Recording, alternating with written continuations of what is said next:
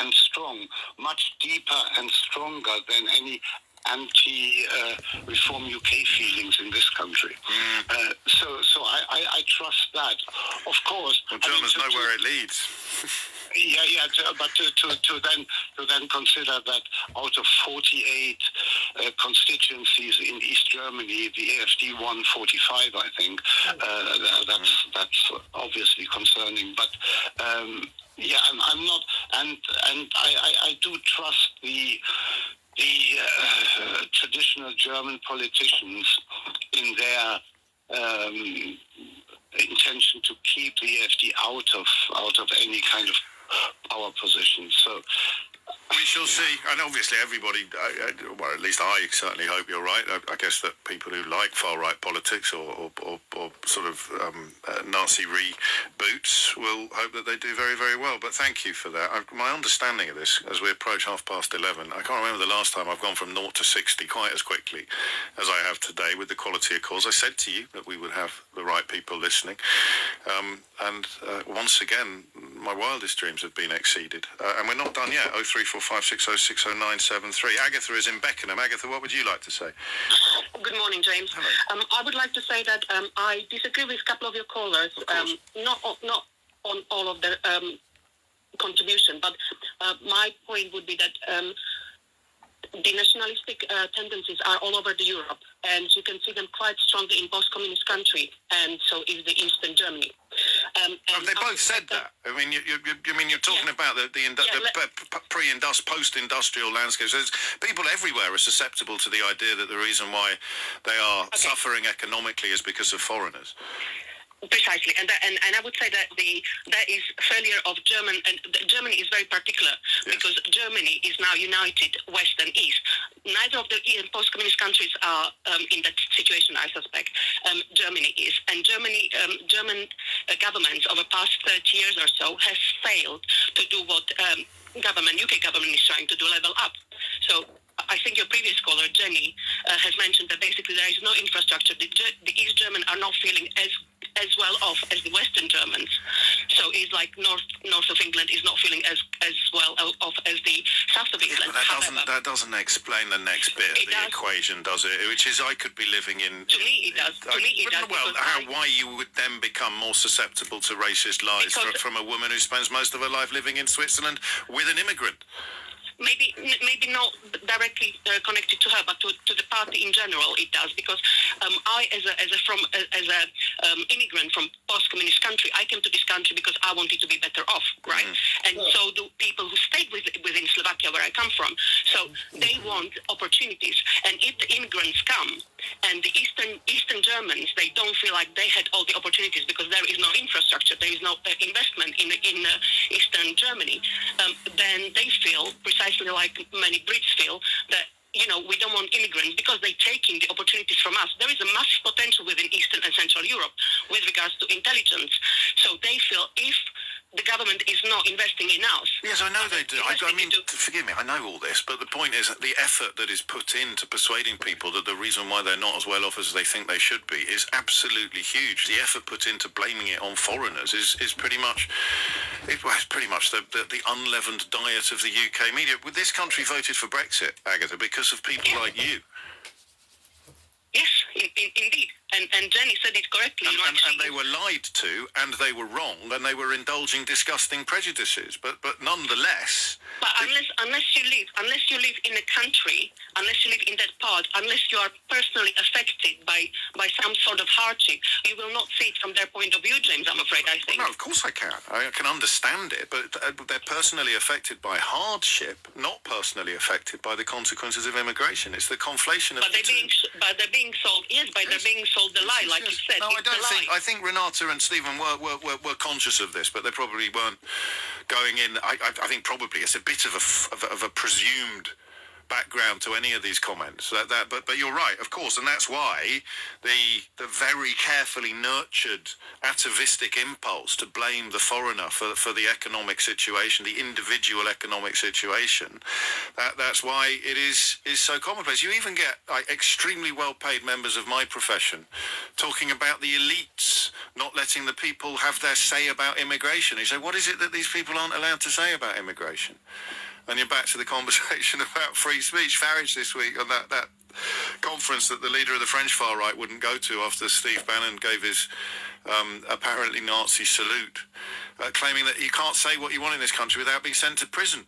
And no one is going to ask him what it is that he's not. What is it you want to say that you're worried about being sent to prison for? So the lies and the liars are absolutely inextricable. But yeah, you're absolutely right. If it needs saying, I'm grateful to you for saying it, except for the fact that the actual economics of the money that West Germany or Germany spent on East Germany knocks any talk of Labour's levelling up completely off the pitch. And billions and billions and billions of Deutschmarks or euros or whatever you want to call it. But of course it's not enough. And if you haven't got what you wanted and someone comes along and says, oi, blame that fella over there, then you're going to be susceptible to it. And that's not a German condition, that's a human condition. Thomas Watts has your headlines. The Prime Minister has promised the UK will do everything possible to get the best outcome for Ukraine. Sir Keir Starmer's been taking part in a Kiev summit from Downing Street to mark 3 years since the war started. The Vatican says Pope Francis is resting in hospital and the night went well. He is in a critical condition and undergoing treatment for double pneumonia and early kidney failure. A teenage boy has been charged after a 17-year-old was stabbed in the chest in front of shoppers in Nottingham. The victim was seriously injured in the city's Primark at about 11:30 yesterday morning. LBC weather, sunshine and showers for most. Some of that rain quite heavy with hail and thunder. A high of 13 degrees. This is LBC. Dreaming of your next big win? Win Plus could make it happen for real. Score the latest tech, kitchen gadgets or huge cash prizes. Enter now and your winning moment could be just around the corner with winplus.co.uk. Win Plus. Great prizes, real winners. 18 plus, GB only, T's and C's apply. Got an untaxed car? You could hide it in a hedge, or sneak it in a skip, cloak it with some cones, or outfox us with a fence. You might try to cover it, smother it, bury it in sticks. But whatever you try, you will always find that cars are hard to hide, easy to tax. A good guy or like big up the AFD, etc. That's going to be tricky because the sort of energy. Well, it's not pulling them in another direction. You see this with Kerry Badenoch, by the way. Yeah. Actually, you know that sort of tweet she put out the other day was, the Tories are the defenders of Western civilization. Nobody out there speaks like that unless you spend all your time looking at these Twitter accounts, like Robert Jenrick seems to do increasingly. Yeah, but we'll maybe come back to this in a minute. But right now, we need to get the news with Tom Noonan. Across the UK, on DAB. He and allies can shape the outcome of peace talks for Ukraine as he addresses leaders to mark the 3rd anniversary of Russia's invasion. Russia does not hold all the cards in this war because the Ukrainians have the courage to defend their country, because Russia's economy is in trouble, and because they have now lost the best of their land forces and their Black Sea fleet in this pointless invasion. It's after he agreed with Emmanuel Macron to coordinate their efforts to lobby Donald Trump over his peace plan. The French president is visiting the White House later today. Sir Keir Starmer flies to Washington for a meeting on Thursday. Meanwhile, there's been an explosion at the Russian consulate in Marseille. French authorities say 2 plastic bottles were thrown at the wall, with one of them causing the explosion. No one has been hurt. The man who's set to become Germany's next chancellor has ruled out coalition talks with the hard right despite their best election results since the Second World War. Friedrich Merz, who is from the centre-right, says he'll stick to the tradition of blocking the hard right from any government. MP Mike Amesbury is being sentenced this morning for punching a man in Cheshire in a drunken row. He's been sitting as an independent since he was suspended from the Labour Party last year. And in cricket, Bryden Cast is set to miss England's must-win match against Afghanistan in the Champions Trophy. The fast bowlers missed training this morning. For a roundup of the news on demand, you can subscribe. $1.2628 and €1.2065. The price of gold is £2,330.45 per ounce, and the FTSE 100's at 8,684 points. They're here to tell us what's on the show this afternoon. Hello, both. Well, there's been a big migration in Europe, and we're asking, is this a sign of something to come in the United Kingdom? We know Olaf Scholz and Keir Starmer are political soulmates. I mean, they visited each other's company. In opposition, Keir Starmer visited Olaf Scholz in Germany as sort of the beacon of how it can be done, the model he wanted to follow. Well, this man has just gone from first to third place, a humiliating defeat. Schmidt's the wrong guy, didn't he? Yeah, he really did. Starmer? And he saw him loads of times since he became Prime Minister too, 5, 6 He only invited him to Downing Street only a few weeks ago. I saw that. In what was a bizarre... I mean, did he think he was going to help him in the election? I know. What was he thinking? Because he was so clearly not only going to just lose, but lose heavily. And Starmer obviously won the last election very well in a landslide, but he does not seem to have his finger on the pulse on what is going on in Europe. Did you just hear that speech? Yes. Oh, my God. He was asleep. I heard your reaction too. Oh, come on. I mean, no passion in the fire. No, he needs to be able to speak, as you were saying, he needs to be able to speak from the heart at this point on something as important Whenever you think as war. about Boris Johnson, he'd have spoken with a bit of passion. Yeah. Absolutely, and he does, still does. He does. I sort of glazed over when I was listening to the Prime Minister then, but I went back and I read the speech. We got sent a readout of it. Really interesting line from it, which I don't know if anyone will have picked up on. But he said, Donald Trump has changed the conversation on Ukraine in recent weeks and created an opportunity. I mean, this is the Prime Minister talking up what Donald Trump has been saying in the last 7 or so days. Which is very interesting, isn't it? But then, isn't it? Which is very interesting given that Donald Trump has said that Ukraine started the war, that Zelensky is a dictator, and here you have a Prime Minister so supine as to not call that out because he's going to visit Trump on Thursday, and here he is, dancing on the head of a pin. Is he becoming a poodle? Fascinating. He wouldn't be the first, would he? No. He wouldn't be the first British Prime Minister to be accused of that. Emily and Tom will be with you from mid... Detectives from Greater Manchester Police have been accused of acting like thought police after they investigated a grandmother who had the temerity to criticise some local Labour councillors on Facebook. 54-year-old Helen Jones received a visit from 2 detectives after she called for the resignation of local councillors embroiled in a WhatsApp scandal. This footage here is from her doorbell. This is the 2 police officers who had the time to come and knock on a door. Specifically, the grandmother called for councillor David Sedgwick to resign following revelations about offensive WhatsApp messages. Her post included these daring statements. Not looking good for Councillor Sedgwick. And Councillor Sedgwick, will you be resigning? What is threatening about that? So we're joined now by the Director of Case Management at the Free Speech Union, Dr. Benjamin Jones. Morning, Benjamin.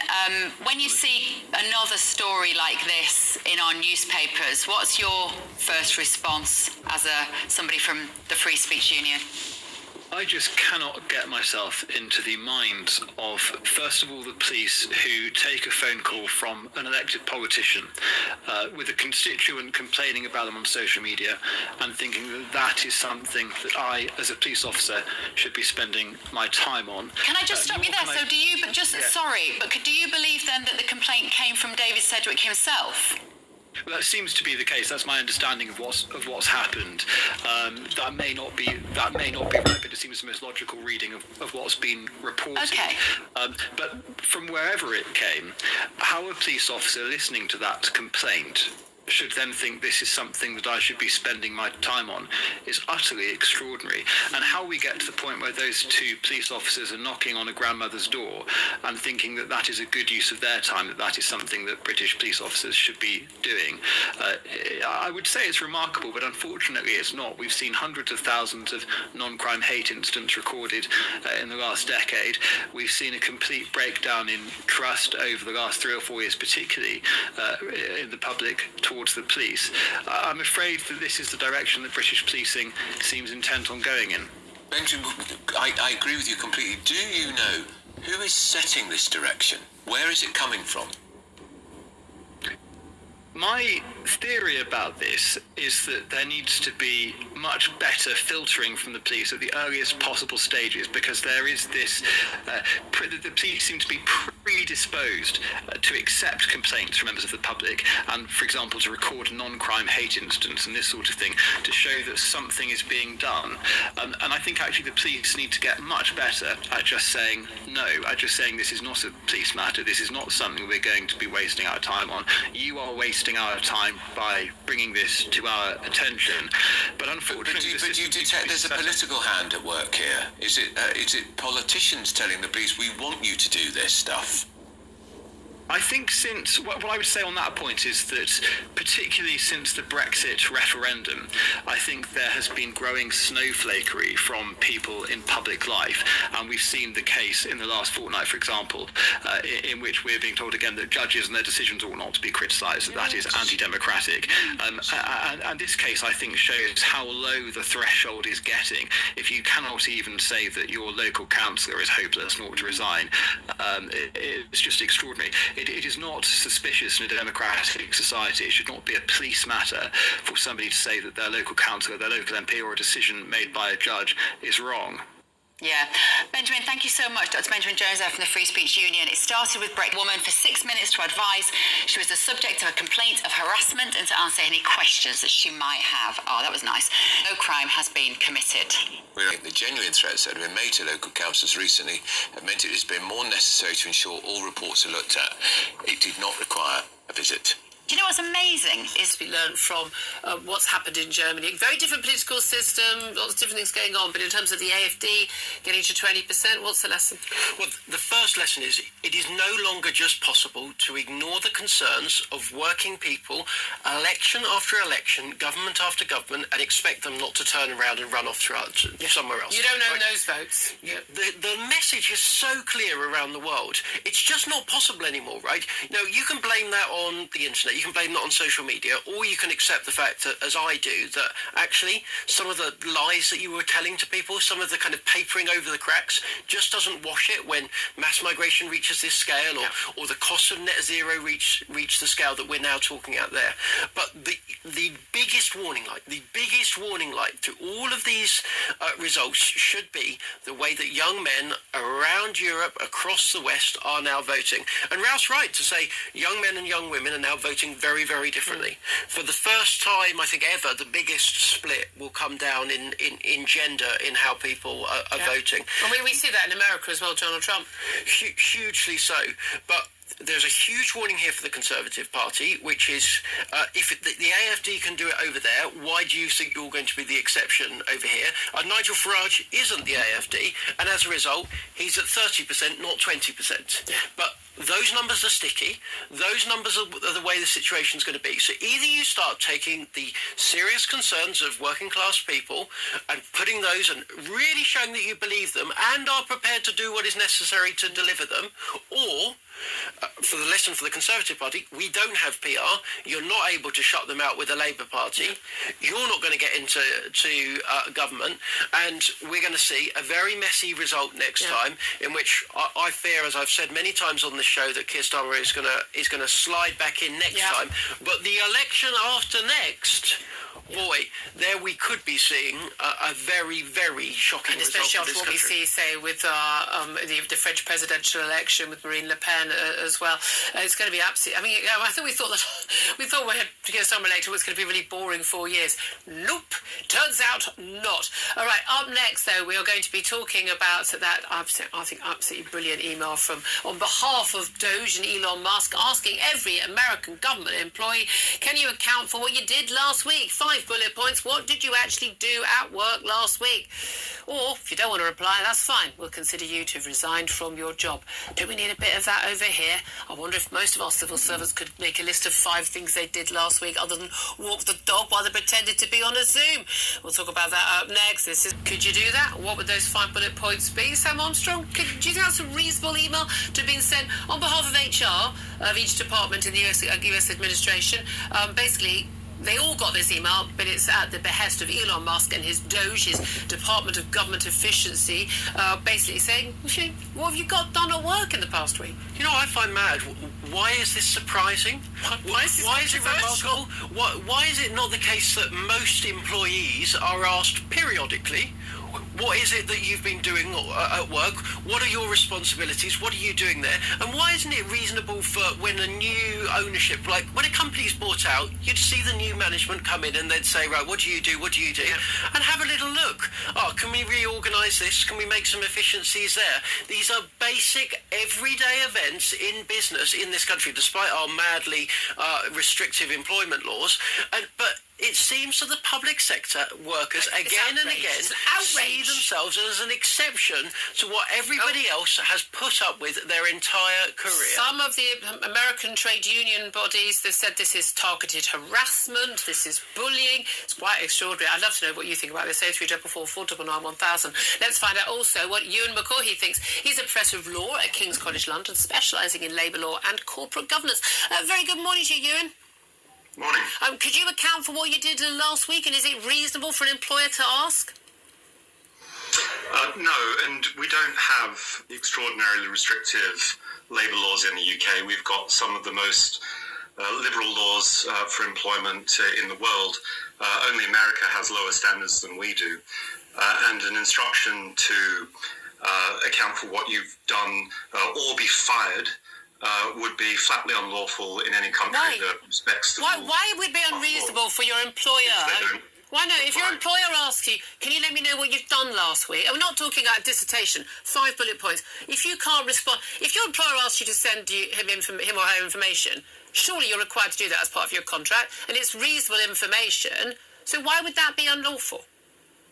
Well, it's not asking what's been done, but it's the threat to fire somebody for not replying to an email that would be unlawful. So there's a difference between dismissal for gross misconduct, for instance, or minor breaches, which could lead to a warning, for example. And I mean, your viewers must hear that people at the FBI and employees at the Department of Justice have been instructed to not follow Musk's ludicrous instructions. Wait a minute, you say ludicrous, like individual departments basically saying, look, don't reply, we'll sort it out. And that's obviously, they didn't know about this email in advance. It came to sort of as if it was an HR department. But like, he wasn't saying you'll be fired. He's saying the same as the decree, effectively. He's basically saying, you work from home, you're no longer working from home, back in the office on this date, or we'll consider you to have resigned. That's not the same as saying you're fired. That's just saying those are the terms and conditions of your employment. If you don't like them, well, adios. But that's not firing people. That's saying if you don't want to do the job on the terms in which you've been hired, and I'm thinking turning up to the office when you're told to, as you used to have to do, and telling your boss what it is you actually got done last week, a perfectly reasonable request. I would consider that you should consider yourself to have resigned. No, and you wouldn't be able to persuade any court in a Western democracy the distinction that you're making. Why? So they are saying you're fired. And it's outrageous because if you really want to fix all the problems that America has, it's got some of the highest child poverty in the Western world. It's got extraordinary levels of homelessness. Life expectancy is stagnating because the healthcare system is broken. It costs far more than anywhere else in the world. And you have billionaires who are unelected, like Elon Musk, trying to destroy the public sector. No, sorry. I'm sorry, Ewan. Sorry. He's unelected. He's not actually in the cabinet, but the American cabinet under their constitutional system is appointed, not elected. None of the cabinet members are elected. It's a ridiculous point. It's just the billionaire you don't like.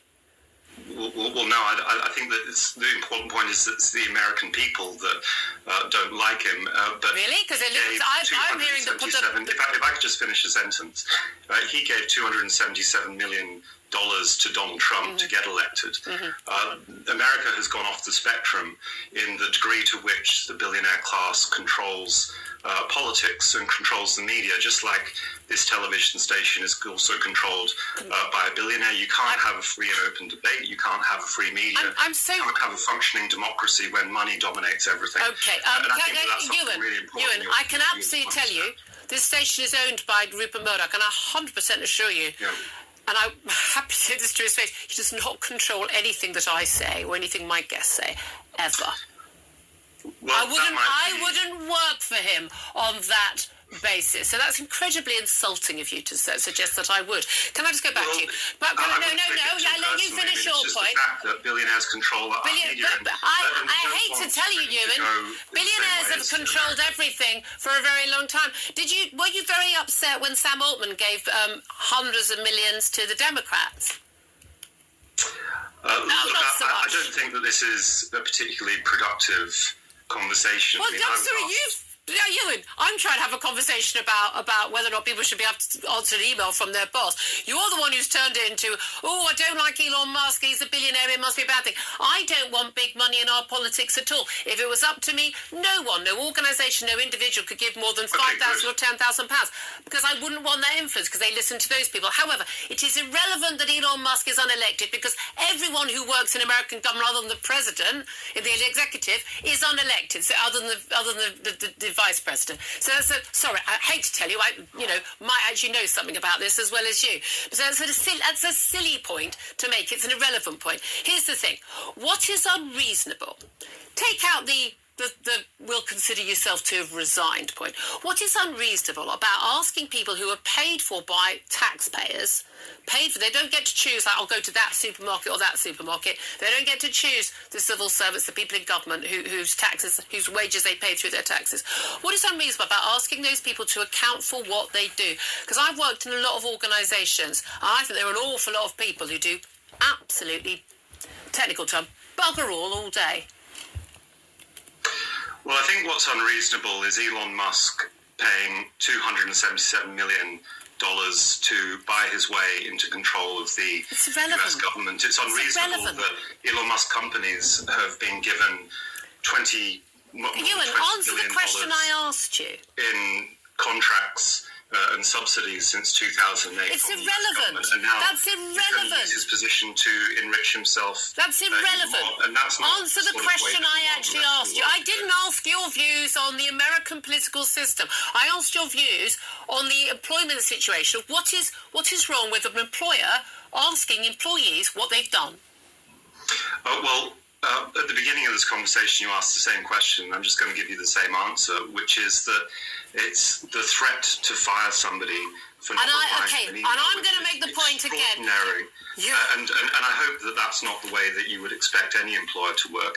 I mean, I said take out. Real degradation of standards. Asked to Ewan. I said ignoring the side of the threat resignation of you resigned yourself or threat of firing. What would be unreasonable? Thing, isn't it? I said you've made that point twice.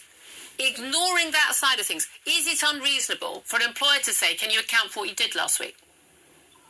Yeah. So I guess it's the third time now. It's okay to ask what people have been doing last week. And should you be required to answer that? I don't think that's a difficult question. No. Should an employee? You're saying they shouldn't be fired for ill concern to resign. Should they be facing some sort of discipline, first warning, whatever it is, for not replying to that email and saying, "Yeah, I did this, and this."